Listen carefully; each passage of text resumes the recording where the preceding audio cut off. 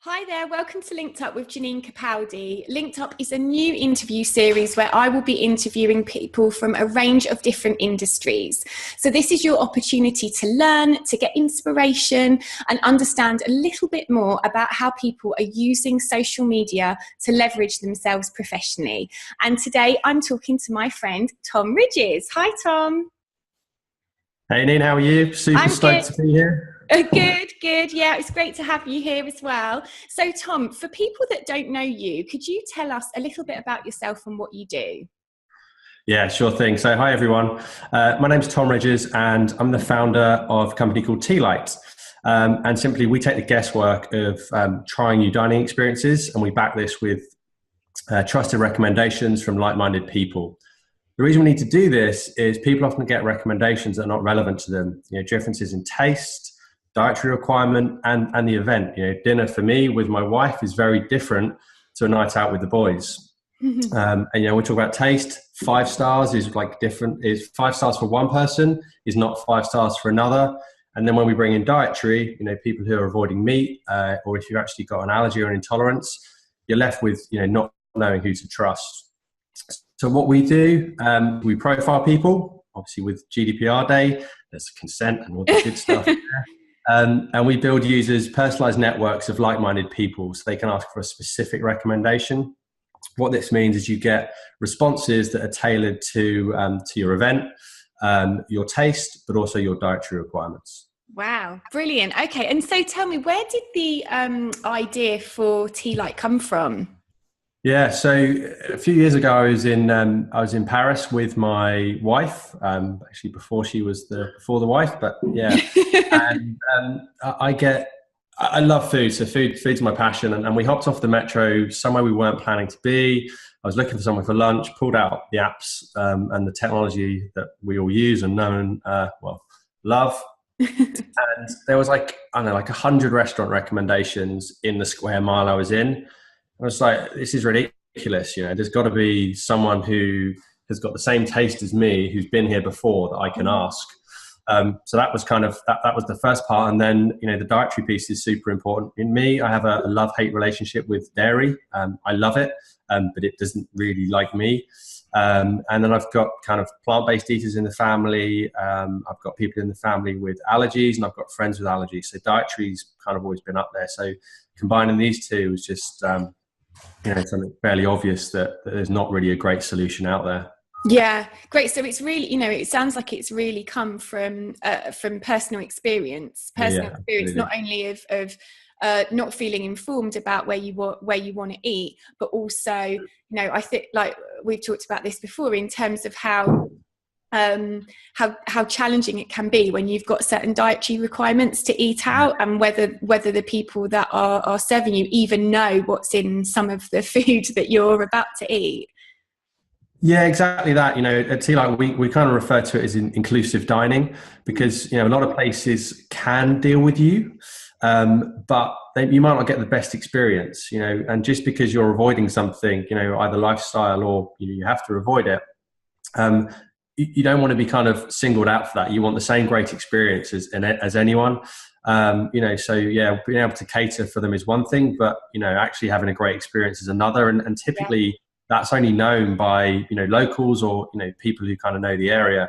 So when you're traveling to new areas, that type of thing, it can be super hard unless you know people. So we're kind of championing inclusive dining for those groups, but, really for everyone. Great. And so you recently wrote an article, didn't you, that was published on Medium. I read it, I really enjoyed it. And you talk in using your words about the brutal lessons that you've learned in your 6 months of starting up your business. So for those listening, what would you say has been your hardest lesson? Yeah, that's that's a hard question. Kind of for the context, I kind of left the corporate world 6 months ago to go all in. And I'd love to say there's only been 6 hard lessons in the last. In reality, there's probably been about 6 million. So the article itself was a distillation of the tough ones. But I think if I look at that list and maybe we can share that article afterwards if people want to check out the whole list. but I think I toss it up between two, and I think one is focus.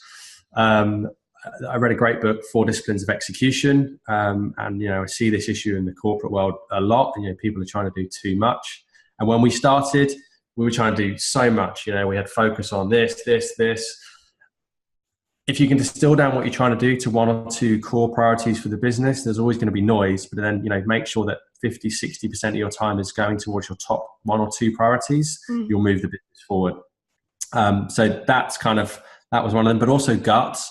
I'm a fairly intuitive person, but I probably didn't have confidence in that enough. So I kind of let a few scenarios go on too long. And actually now there's been stuff this week that's happened, and I've kind of recognized the feeling in the gut, and I've just gone, right, I'm listening to the gut. I kind of figure, there'll be, out of 10 decisions, if I follow my gut, I'll probably get 9 of them right. And I'd rather move at that pace and, drop the oddball than just deliberate and kind of lose pace, really. Yeah. So, okay. So yeah, that's great. So going with your gut and focusing like 50-60% of your time on the core that's going to... And basically, spend time working out what your focus needs to be, and that's it. The book calls them the wildly important goals. There's always admin and noise in the way, but just really focus on what's important and make sure the majority of the time's there, and all of a sudden your business will move forward. Yeah, great. Thank you. I'm sure people will find that really, really useful, because something that I was thinking about earlier is that so 6 months it's not a huge amount of time, but in the kind of business startup world, it's huge. I mean, you just go, I would imagine that from where you were 6 months ago to where you feel now, not only have you changed in terms of what's physically developed, but I bet in terms of how you work and what you've learned and what you've realized, like you've probably just taken in so much in 6 months. So with that in mind, what advice would you give to someone who was just starting out? So they haven't even got to that 6 months yet, they're just starting. So big one, like speak to people, like speak to everyone, but more importantly, speak to people outside your network, because they don't care about your feelings. It's easy and safe to speak to people but often they'll sugarcoat and tell you what you want to hear. Even though as someone starting a business, I'd rather hear criticism, because I can act on criticism, nice things, stroke the ego, but I can't do anything with them. But when you speak to people outside your network, they don't care. They'll tell you how it is. So definitely do with that. Focus, as I've said before, focus on one of those one or two things.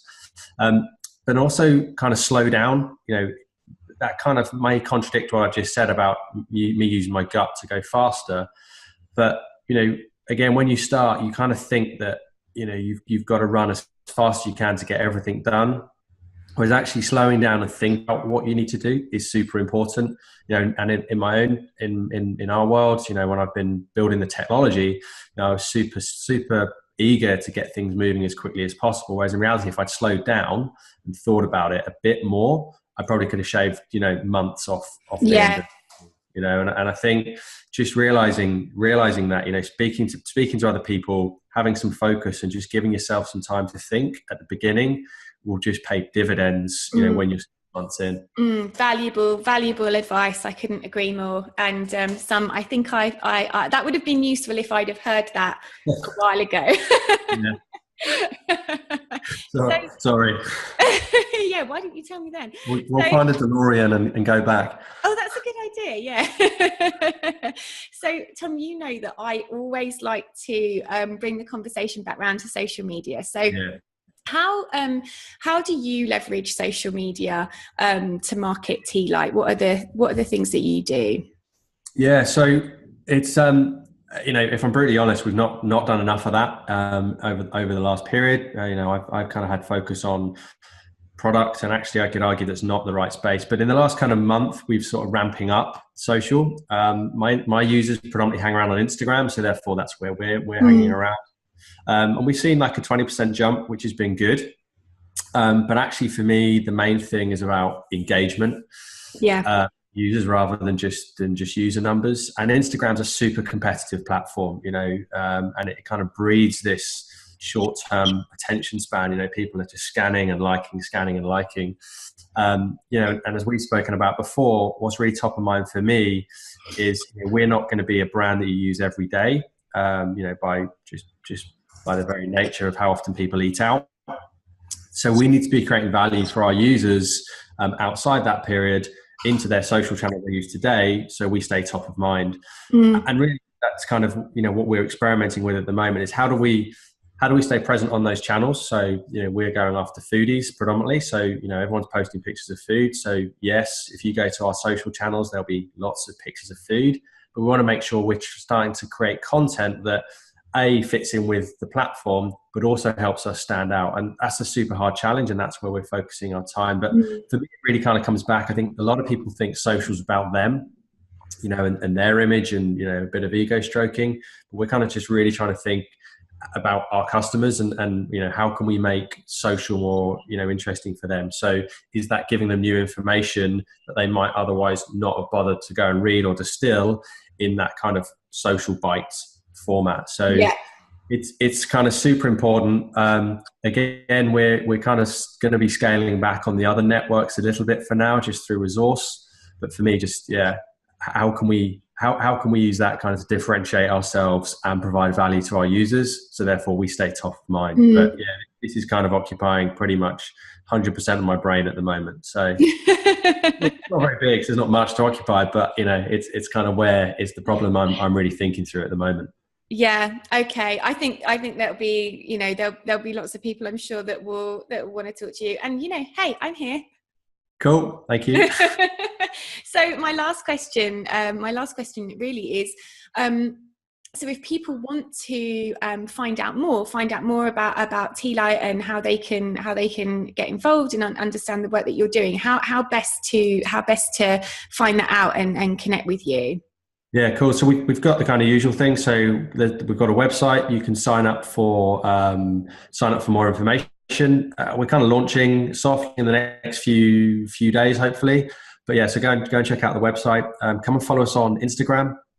So the Instagram handle is Tealight, as in the little candle, _app. So TALIGHT_app.